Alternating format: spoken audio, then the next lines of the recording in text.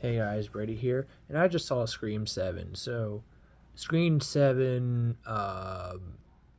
what's it called? Neve Campbell comes back after her hiatus in the sixth movie, and they kind of explain her hiatus in this movie, and briefly.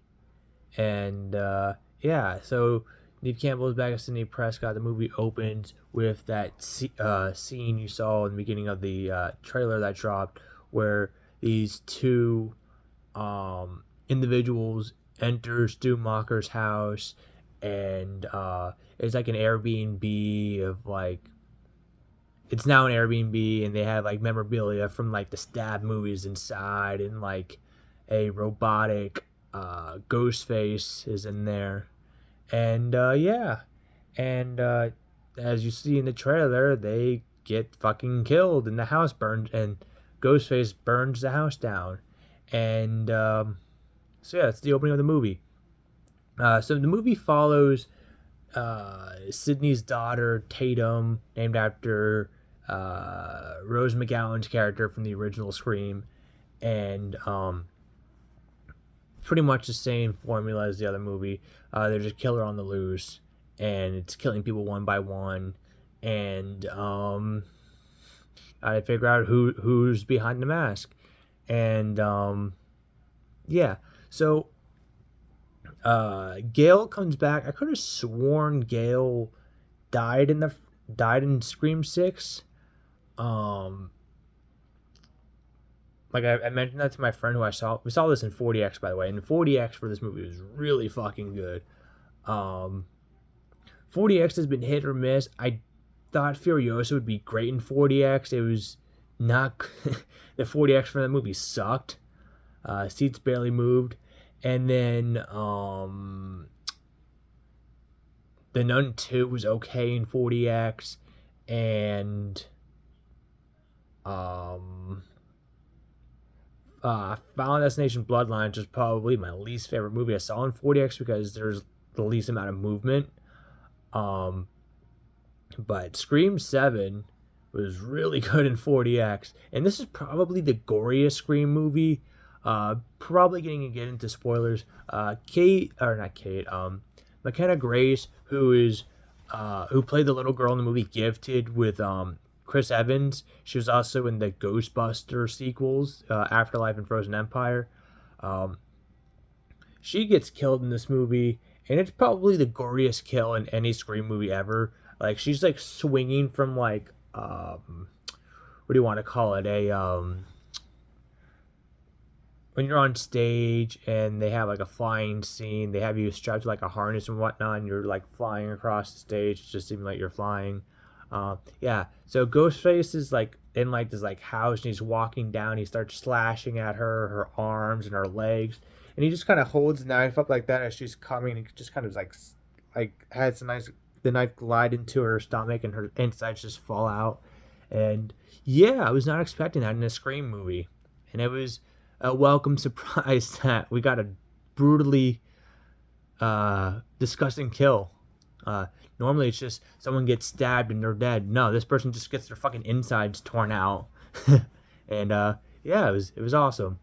Um, Sad it had to be McKenna Grace's character, but yeah. And then what was I gonna say? And then there's like another kill towards the end, which was also there's actually three gory kills in this movie. One of which is the person who is revealed to be the killer. How they get killed is pretty fucking brutal. Holy shit, was it gory. I just spoiled one of the kills. Okay, so the person that's revealed, or one of the people that's revealed, is the girl from the Pitch Perfect movies, Anna Camp.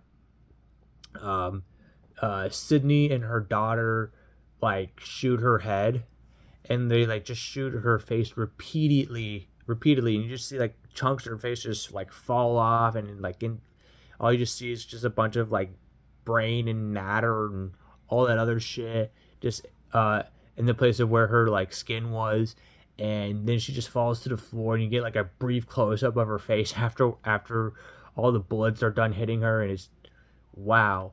And then the other kill that was brutal was one of her friends just gets. I mean, I guess he wasn't really their friend. He was just kind of there, but he gets. They're in a bar, and he just gets like Ghostface just like picks him up by his head and like slams it down on top of this. What was it? It was like this like um I don't know. It's like this really sharp thing on a bar. I thought it was like one of those things you use to put the beer in, like a tap or whatever, but it didn't look like that. But anyway, like Ghostface like smashes his like the thing goes like back into goes into the back of his neck, and he just kind of like slides it down, and then like you see like the top of the whatever you want to call it, the tap coming out, protruding from his head, and he just like starts like puking up blood. And yeah, so the kills in this movie are unlike any other kills in the Scream movies, um, which I was not expecting, but they're a welcome surprise. There are like your typical stab kills in this movie, no pun intended, but like just for warning, there are like pretty gory stuff in this movie, um, which I like a gory horror film, and I like when horror film. That's why I like movies like Terrifier and the Terrifier trilogy and Final Destination. I like Gornos. I don't know what that says about me, but whatever. And zombie movies too. I love. Um, but people aren't liking this movie that much, and I honestly don't know why. Um, I think the person they got to play one of the killers, like one of the reveals, the other reveal that wasn't Anna Camp, um, was this guy. He literally has one scene in the entire movie, and it's revealed that he's the killer. Like what? Really? Just the one guy just like they go visit like this insane asylum, and one of the doctors there who has a brief scene with Sydney and is it Sydney and Gail? Yeah, they have a brief scene with this guy, and that's it. That's all you see. He's in the movie for maybe 2 minutes before he shows up in the climax and is revealed as the killer. It's like, what? Come on, it's pretty stupid. Um, Although I don't think the killer reveal was as bad as Emma Roberts being the killer in Scream 4. I don't know. Nothing against Emma Roberts, but I feel like in Scream 4 they could have gotten a better person to be revealed as the killer. Um, I just don't see someone like Emma Roberts doing the kills in the Scream movies. I don't know. But that's not to say that Scream 4 is terrible. I think all the Scream movies are pretty good. They have a pretty good streak. Um, there are ones that are weaker than the others. There are ones that are better than others, but like they're not movies where it's like not terrible. Like there's not like one. Oh, this is I'm gonna skip this one when I watch the Scream movies. No, there's none in this. Um, I can only say that for one other horror franchise, and that's Final Destination, and the only truly terrible one is the fourth movie, but it's still pretty good batting average. I'd still put it on if I want to marathon the Final Destination movies. Um, so, but it is definitely the weakest of the Final Destination movies, and also the ones with the crappy fucking CG looking kills, because that was back when 3D was all the rave, and yeah, it just didn't look good. I thought the kills in Final Destination 5 were a lot better looking and more. Anyway, but yeah, so I thought Scream 7 was a pretty good movie. I don't know where I would rank it as far as the other ones go. I'd probably put it above 7 and no, I'd probably put it above 4 and 3. I don't think anyone would beat the Scream 1. You got Scream 2, and then 6, 5, 7, 3, 4. I guess that's how I'd rank them. Um, I liked it. Oh, one more thing. They have a fake out in this movie where actually, well, I think there's two, but the fake out I'm going to talk about is uh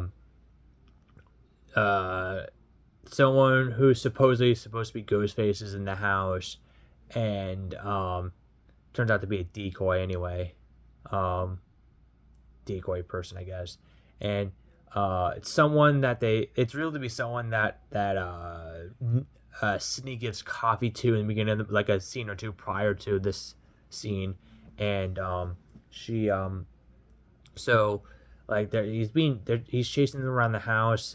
Sydney, her husband Mark, and their daughter Tatum were chasing them around the house. They get out of the house, and he fucking Ghostface tackles the father, and father kind of like throws him in the street, and then like out of nowhere, this is Gail's what's it called? This is the first time we see Gail in the movie. Out of nowhere, her van just runs over the guy in the Ghostface costume and kills him. And yeah, that scene got a huge laugh in the audience, and I was laughing too. It was just so fucking random and funny. Like I was not expecting to see a scene like that in a Scream movie. And I know Scream can be like kind of like a dark comedy at times, but that was almost like Dumb and Dumber type comedy or something like that. It isn't a bad thing. I liked it. I'm not gonna be like, oh, I don't like when movies have comedy in it. And there's time and place. There's movies that shouldn't have comedy, like Schindler's List shouldn't have any comedic moments. 12 Years a Slave shouldn't have any comedic moments.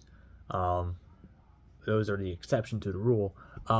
But I liked it. I thought it was a pretty funny and plus when Ghostface gets fucking ran over by a car, the seats like jerk you around as if you're being hit by a car too. So what would I give Scream 7? I'd probably give it 3 out of 5 stars, 3.5 out of 5 stars. I think the reveal isn't one of the best reveals, but it's also not as bad as people are saying it is. Oh, and what's it called? Matthew Lillard is in this movie. They have this big thing with AI and whatnot, and yeah, the ghost. You don't really hear Roger Jackson's voice in this movie. I mean, you do in the beginning, and the rest of the time someone's getting a phone call, it's Matthew Lillard, or I mean, what's it called? Neve Campbell's the only one getting phone calls in the movie, but it's Matthew Lillard FaceTiming her, and it's Matthew Lillard talking, an AI version of Matthew Lillard, I should say. In the movie, at least, it's an AI version of Matthew Lillard. It's not like Matthew Lillard is an AI. It's the movie. It's an AI version of Stu Macher, I should say. My bad, not Matthew Lillard. It's an AI version of Stu Macher, and he keeps saying, "Oh, I'm going to your daughter's school, and I'm going to kill her." And then they go to the school, and well, that's when McKenna Grace's character gets brutally murdered. And then other stuff like that, like, oh, I'm outside the bar, I'm gonna get your daughter. And the bar scene happens where some people, two side characters get killed. Yeah.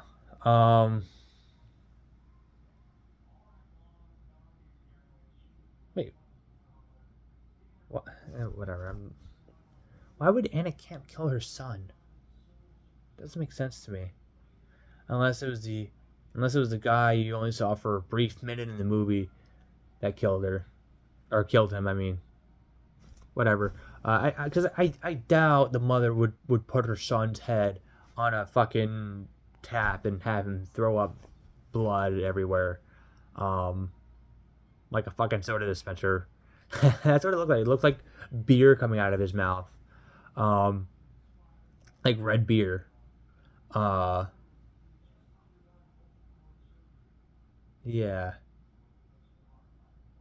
I don't know. Looking back at it now, there are some moments that are questionable, but like not enough to ruin the movie.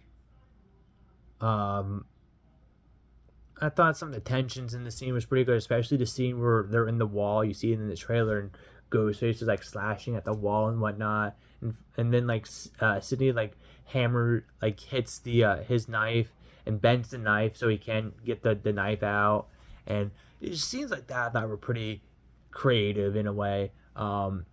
There are some nostalgic stuff in the movie, especially uh, practically a shot for shot remake of the scene from the first movie after Casey gets killed. It's like that scene where Billy Loomis jumps into the window or climbs in through the window of Sydney's bedroom, and they have they start making out, and they have that slow down version of Fear the Reaper playing in this movie, except it's now Tatum and her boyfriend. Is literally a shot for shot remake of that scene.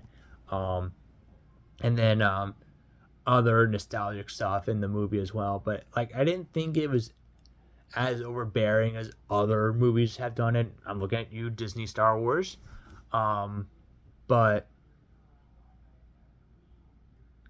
yeah. So if you're like not into the whole nostalgia shit, anything concerning movies, this may not be the movie for you. But I don't think it's as in your face as other movies have done. Um, there's some of it in the movie, but not enough to be like, ah, can we just get to like the Ghostface killings and stop with the whole? Or remember this from the previous movie? Remember this from any of the other movies? It wasn't like that. So um, I feel like this movie's also. I forgot to talk about some stuff about behind the scenes. So the directors and writers 5 and 6 came back. I'm not sure if they were writers or just producers of the movie this time. No, they were just producers. My bad. They were only listed as producers. Um, they had to get Kevin Williamson to direct this movie. I thought did a pretty decent job. He is the writer of the first two movies, and I think he also did three. I'm not entirely sure, but he definitely wrote the first two movies. He also wrote "I Know What You Did Last Summer" and "The Faculty." So I guess Kevin Williamson has a thing for making slasher films involving teens getting hacked and slashed for 90 minutes, but whatever. Whatever floats his boat. He also wrote Dawson's Creek. So he went from Scream to Dawson's Creek, which is a teen melodrama. Oh, by the way, rest in peace, James Van Der Beek. Um, it was supposed to be directed by Christopher Landon after the the radio silence dropped out to do Abigail, which I thought was a pretty good movie. I wish more people saw Abigail. It didn't do too well at the box office. I loved it. Um, but they stepped down to do Abigail, and that's why they didn't come back. So they were going to have Christopher Landon director, who I thought was a perfect fucking director for Scream 7. Perfect director for a Scream movie. And he essentially dropped out due to creative differences and whatnot.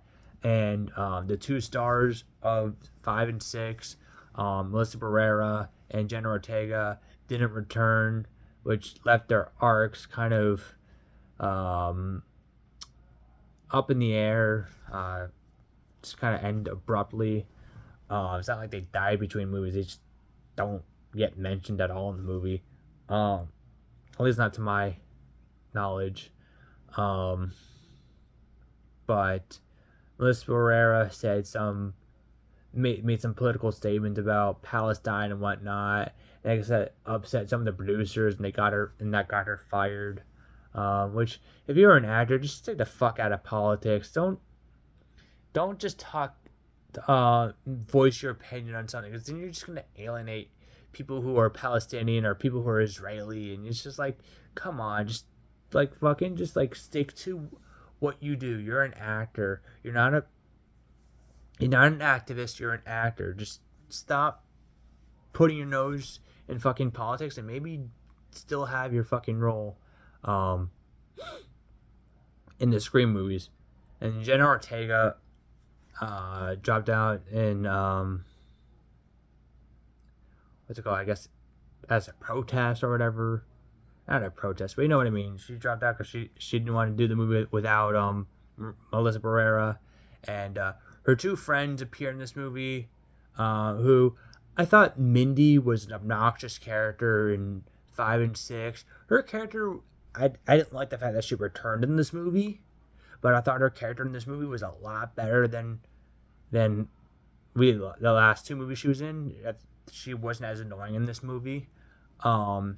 And Mason Gooding, who's her brother, also did pretty good in this movie. I liked him in 5 and 6.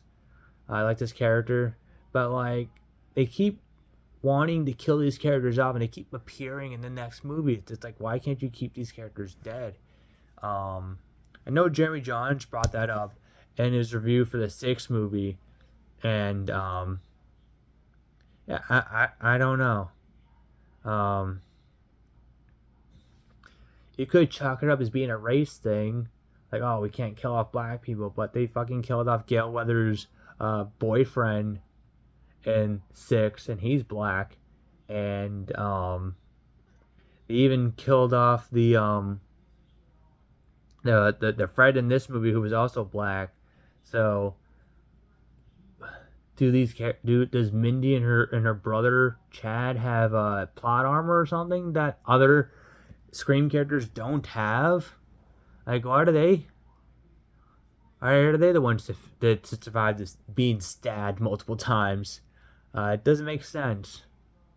But and they get stabbed in this movie too. Right? Do they? Yeah. I don't know. Yeah.